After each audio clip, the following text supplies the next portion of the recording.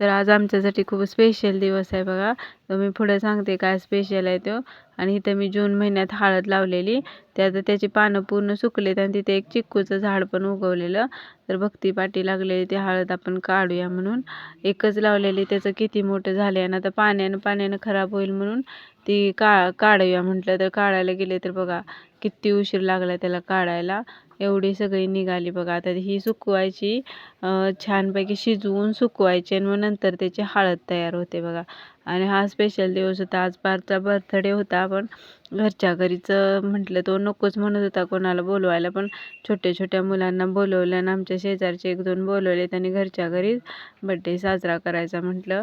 कारण आता त्याला मोठा झाला ना, त्याला नको वाटते जास्त बाहेरचे बोलवायला, म्हणून घरच्या घरीच केला. पण त्याच्या पप्पांनी केक आणला होता, छानपैकी त्याला आवडतो तसं चॉकलेट फ्लेवरचा आणलेला केक.